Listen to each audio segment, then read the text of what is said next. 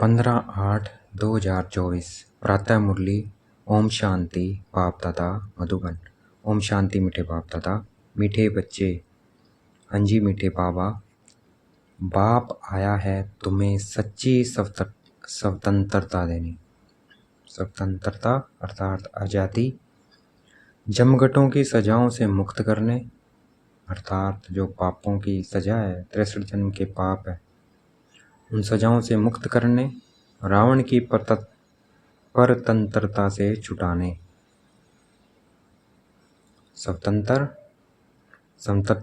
स्वतंत्रता देने आए हैं बाबा, परतंत्रता से छुड़ाने आए हैं। रावण की परतंत्रता क्या है?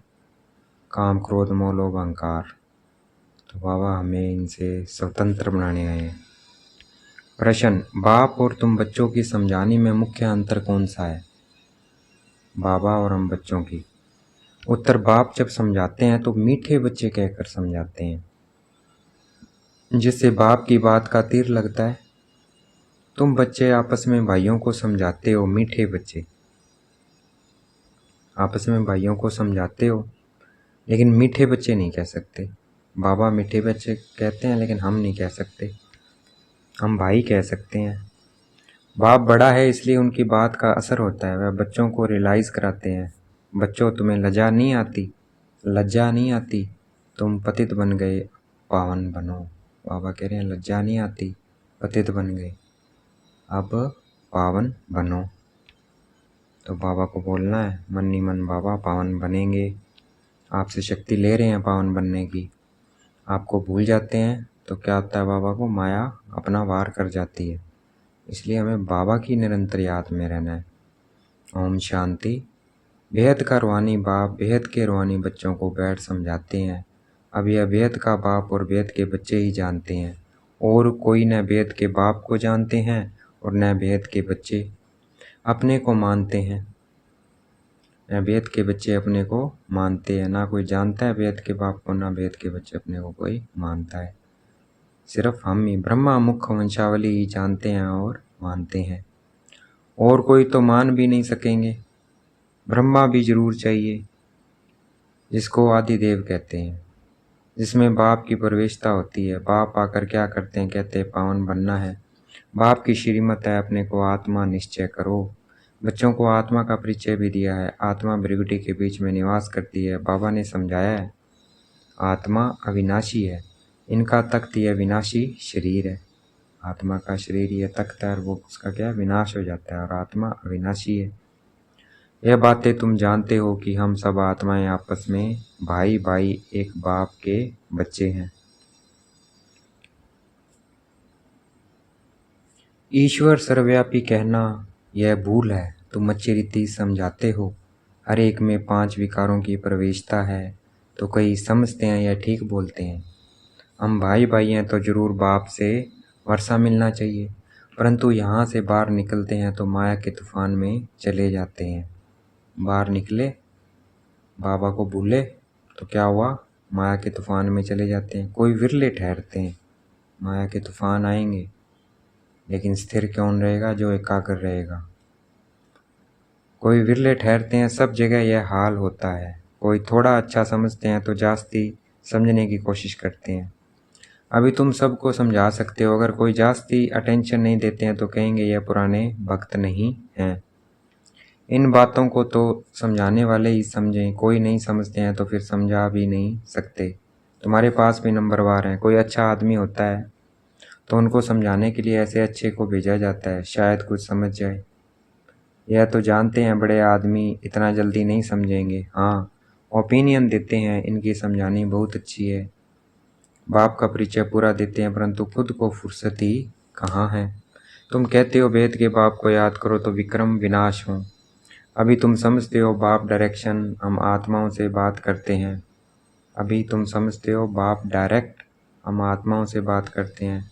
डायरेक्ट सुनने से तीर अच्छा लगता है, वह बीके द्वारा सुनते हैं। यहाँ परमपिता परमात्मा ब्रह्मा द्वारा डायरेक्ट समझाते हैं। ये जो मुरली चल रही थी, ब्रह्मा बाबा के मुख बैठे थे तो वो क्या सुन रहे थे? डायरेक्ट सुन रहे थे। अब कौन सुनाते हैं? भाई बहन सुनाते हैं, तो वो हो गया भाई बहनों द्वारा, डायरेक्ट नहीं हुआ ना, है बाबा की मुरली। बाबा ने बोली ब्रह्मा द्वारा। वो ही अब क्या है भाई सुनाते हैं या बहनें सुनाती हैं। परमपिता परमात्मा ब्रह्मा द्वारा डायरेक्ट समझाते हैं, हे बच्चों तुम बाप का कहना नहीं मानते हो, तुम सब तो कोई को ऐसे नहीं कह सकेंगे ना, वहाँ तो बाप नहीं है, यहाँ बाप बैठे हैं, बाप बात करते हैं। बच्चे तुम बाप की भी नहीं मानेंगे, अज्ञान काल में भी बाप की समझानी और भाई की समझानी में फ़र्क पड़ता है। तो बाबा हमें समझा रहा है भाई का इतना असर नहीं पड़ेगा जितना बाप का असर पड़ेगा। बाप फिर भी बड़ा हुआ ना तो डर रहेगा। तुमको भी बाप समझाते हैं, मुझे अपने बाप को याद करो। तुमको शर्म नहीं आती है, तुम घड़ी घड़ी मुझे भूल जाते हो। बाबा कहते शर्म नहीं आती, मुझे घड़ी घड़ी भूल जाते हो। तो बाबा को घड़ी घड़ी भूलना नहीं है। जैसे बाबा को भूलेंगे माया थप्पड़ मार देगी, तो इसलिए हमें भूलना नहीं है। इसलिए बाबा कह रहा है कि शर्म नहीं आती है, क्यों? माया थप्पड़ मार देती है।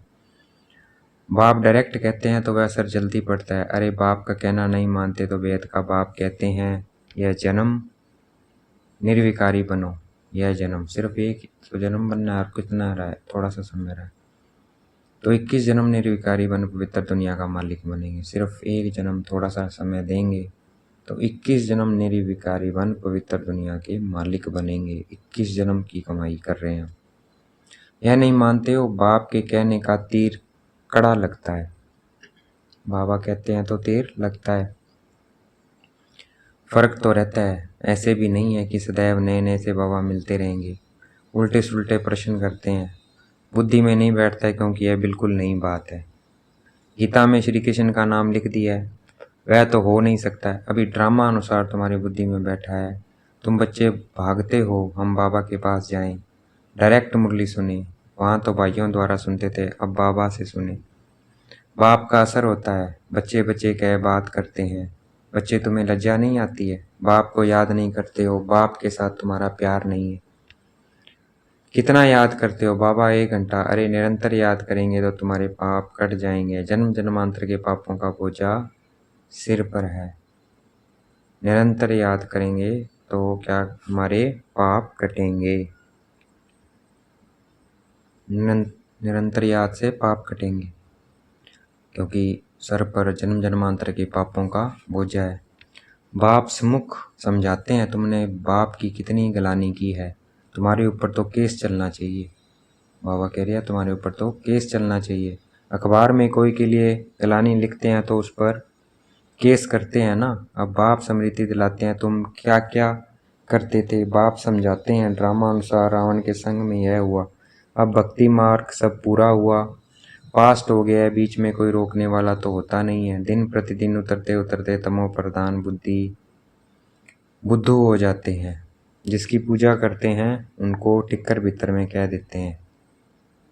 इसको कहा जाता है वेद की बेसमझी। वेद के बच्चों की वेद की बेसमझी। एक तरफ शिव बाबा की पूजा करते हैं, दूसरी तरफ उस बाप को ही सर्वव्यापी कहते हैं। एक तरफ उसकी पूजा करते हैं, दूसरी तरफ उसे सर्वव्यापी कह देते हैं। तो सर्वव्यापी कह दिया तो फिर पूजा करने की क्या ज़रूरत है। तो इसलिए बाबा कहते हैं सबसे ज़्यादा गलानी करी है। अभी तुमको स्मृति आई है इतनी बेसमझी की, जो बाप की गलानी कर दी, इतनी बेसमझी करी। अब तुम बच्चों ने समझा है तो अब पुरुषार्थ कर रहे हो बेगर टू प्रिंस बनने का। अब हमें समझ में आ गई है। अब हम पुरुषार्थ कर रहे हैं कि बाबा सर्वव्यापी नहीं है, और हम पुरुषार्थ कर रहे हैं बेगर टू प्रिंस बनने का। प्रिंस कौन है? श्री कृष्ण। श्री कृष्ण सतयुग का प्रिंस है। उनके लिए कह देते हैं 16,108 रानियाँ थी, बच्चे थे। अभी तुमको तो लज्जा आएगी, कोई पाप करते हैं तो भगवान के आगे कान पकड़कर कहते हैं ये भगवान बड़ी भूल हो गई, रहम करो, क्षमा करो।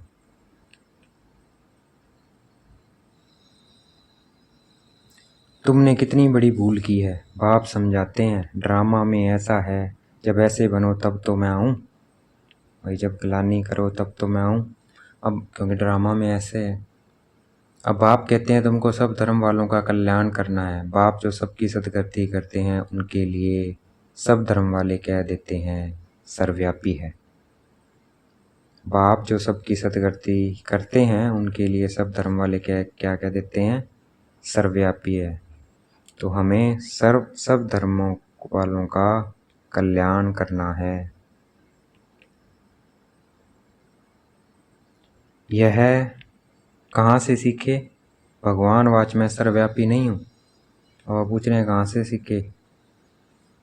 मैं सर्वव्यापी नहीं हूँ, तुम्हारे कारण औरों का भी ऐसा हाल हो गया है। पुकारते हैं हे पतित पावन आओ, परंतु समझते नहीं हैं। अब जब पहले पहले घर से आए तो पतित थे क्या? पहले पहले घर से आए थे पतित थे? नहीं, पावन थे। दे अभिमान बनने के कारण पतित बने। जब अपने को शरीर समझ लिया तब पतित बने। कोई भी धर्म वाला आए उनसे पूछना है परमपिता परमात्मा का तुमको परिचय है? परमपिता परमात्मा का तुमको परिचय है? वह कौन है? कहाँ निवास करते हैं? तो कहेंगे ऊपर में है, या कहेंगे सर्वव्यापी है। बाप कहते हैं तुम्हारे खातिर सारी दुनिया चट खाते में आ गई है। निमित्त तुम बने हो, सबको समझाना पड़ता है। बल ड्रामा अनुसार होता है, परंतु तुम पतित तो बन गए ना।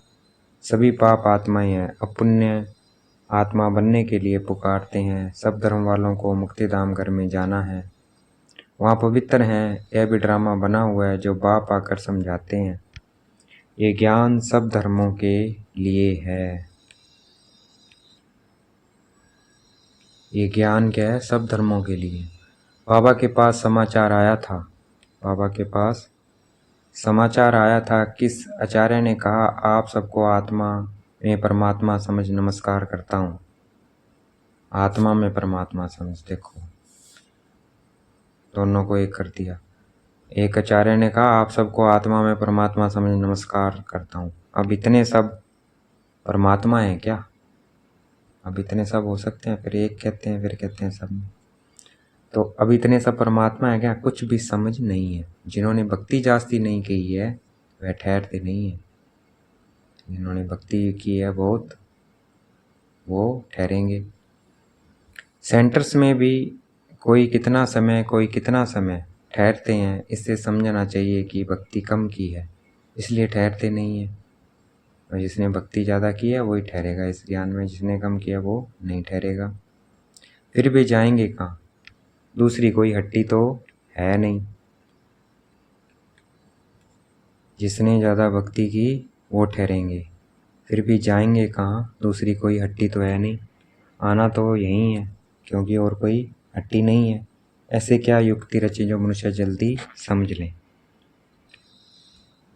यह हट्टी एक ही है और यहाँ सबको आना है। ऐसी कोई युक्ति रचें जो मनुष्य जल्दी समझ ले। बाबा कहते चाहे भक्ति कम की है, जिसने कम किया वो ठहरेगा नहीं, चला जाएगा। लेकिन अंत में क्या है? आना सबको यही है।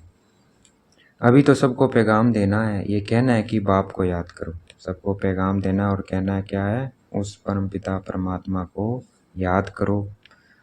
तुम ही पूरा याद नहीं कर सकते तो तुम्हारा तीर कैसे लगेगा? इसलिए बाबा कहते याद का चार्ट रखो। मुख्य बात है ही पावन बनने की। क्या है? याद। जितना पावन बनेंगे उतना नॉलेज धारण होगी। मुख्य बात है पावन बनने की, और वो बनेंगे याद से। जितना पावन बनेंगे उतना नॉलेज धारण होगी, खुशी भी होगी। बच्चों को तो बहुत खुशी होनी चाहिए। बच्चों को बहुत खुशी होनी चाहिए हम सबका उद्धार करें। बाप ही आकर सदगति करते हैं। बाप को तो गम और खुशी की बात ही नहीं है। ये ड्रामा बना हुआ है, तुमको तो कोई कम नहीं होना चाहिए। ये ड्रामा हूबहू रिपीट होता है, इसलिए कोई गम नहीं होना चाहिए। बाप मिला है और क्या, सिर्फ बाप की मत पर चलना है। बाबा मिला है, उसकी मत पर चलना है। हमें बाबा की श्रीमत पर चलना है। यह समझानी भी अब मिलती है, सतयुग में नहीं मिलेगी। वहाँ तो ज्ञान की बात ही नहीं है। यहाँ तुमको वेद का बाप मिला है तो तुमको स्वर्ग से भी जास्ती खुशी होनी चाहिए। स्वर्ग से भी जास्ती खुशी होनी चाहिए। स्वर्ग से ज़्यादा खुशी होनी चाहिए, क्योंकि अभी क्या है, हमारे साथ शिव बाबा है। बाप कहते हैं विलायत में भी जाकर तुमको ये समझाना है, सभी धर्म वालों पर तुमको तरस पड़ता है। सभी कहते हैं भगवान रहम करो, ब्लिस करो, दुख से लिबरेट करो, परंतु समझते कुछ नहीं है। बाप अनेक प्रकार की युक्तियाँ बतलाते हैं, बाबा अनेक प्रकार की युक्तियाँ बतलाते हैं। सबको यह बतलाना है कि तुम रावण की जेल में पड़े हो। युक्ति बताई बाबा ने कि सबको पहले बताई कि याद करना है, पैगाम देना है सबको कि याद करो उसको। दूसरा बाबा कहते बतलाना है कि सबको तुम रावण की जेल में पड़े हो। कहते हैं स्वतंत्रता मिले, रावण की जेल में पड़े हैं इसलिए चाहते हैं क्या है, स्वतंत्रता मिले। परंतु वास्तव में स्वतंत्रता कहाँ किसको जाता है, यह कोई नहीं जानता नहीं है किसको कहा जाता है। एक्चुअली में स्वतंत्रता क्या है, 5 विकारों से मुक्त होना। रावण की जेल में तो सब फंसे हुए हैं, अभी सच्ची स्वतंत्रता देने के लिए बाप आए हैं। ये क्या है, सच्ची स्वतंत्रता है। फिर भी रावण की जेल में परतंत्र होकर पाप करते रहते हैं। सच्ची स्वतंत्रता कौन सी है, यह मनुष्य को बतलाना है। तुम अखबार में भी डाल सकते हो, यहाँ रावण के राज्य में स्वतंत्रता थोड़ी है। बहुत शॉर्ट में लिखना चाहिए, जास्ती टिक टिक कोई समझ न सके। बोलो तुमको स्वतंत्रता है कहाँ, तुम तो रावण की जेल में पड़े हो। तुम्हारा विलायत में आवाज़ होगा तो फिर यहाँ जट समझ जाएंगे। 1-2 पर घेराव करते रहते हैं तो यह स्वतंत्रता हुई। ये स्वतंत्रता हुई क्या, घेराव करते रहते हैं एक दूसरे पर। स्वतंत्रता तो तुमको बाप दे रहे हैं रावण की जेल से, ये हुई स्वतंत्रता। स्वतंत्र कर रहे हैं। तुम जानते हो वहाँ हम बड़े क्या थे, स्वतंत्र बड़े धनवान होते हैं, किसी की नज़र भी नहीं पड़ती। पीछे जब कमज़ोर बने तब सबकी नज़र पड़ी तुम्हारे धन पर। जब हम विकारों में चले गए, कमज़ोर पड़ गए, तब हमारी सबकी नज़र किस पर पड़ी, हमारे धन पर। मोहम्मद गजनवी ने आकर मंदिर को क्या किया, मंदिर को लूटा तो तुम्हारी स्वतंत्रता पूरी हो गई। रावण के राज्य में परतंत्र बन गए। अभी तुम पुरुषोत्तम संगम युग पर हो, अभी सच्ची स्वतंत्रता को पा रहे हो, सच्ची स्वतंत्रता को पा रहे हैं। वह तो स्वतंत्रता को समझते ही नहीं है, तो यह बात भी युक्ति से समझानी है। जिन्होंने कल पहले स्वतंत्रता पाई है वही मानेंगे। तुम समझाते हो तो कितना आर्ग्यू करते हैं जैसे बुद्धू, टाइम वेस्ट करते हैं तो दिल नहीं होती है बात करें। बाप आकर स्वतंत्रता देते हैं। रावण की परतंत्रता में दुख बहुत है, अपरंपार दुख है। बाप के राज्य में हम कितना स्वतंत्र होते हैं, स्वतंत्रता उसको कहा जाता है जब हम पवित्र देवता बनते हैं, वो है स्वतंत्रता। तो रावण राज्य से छूट जाते हैं, सच्ची स्वतंत्रता बाप ही आकर देते हैं। अभी तो पराये राज्य में सब दुखी हैं। स्वतंत्रता मिलने का यह पुरुषोत्तम संगम युग है। स्वतंत्रता मिलने का यह पुरुषोत्तम संगम युग है, तो हमें पुरुषार्थ कर स्वतंत्रता लेनी है। तो स्वतंत्रता लेने का ये संगम युग है पुरुषोत्तम। वह तो कहते हैं फॉरेन गवर्नमेंट गई, वो क्या कहते हैं, फॉरेन गवर्नमेंट गई तो हम स्वतंत्र बने, भाई अंग्रेज चले गए तो हम स्वतंत्र बने, वो कहते हैं। लेकिन एक्चुअल में हो ही नहीं। स्वतंत्रता तब होंगे जब हम विकारों से मुक्त होंगे। अभी क्या है, सभी परतंत्र है।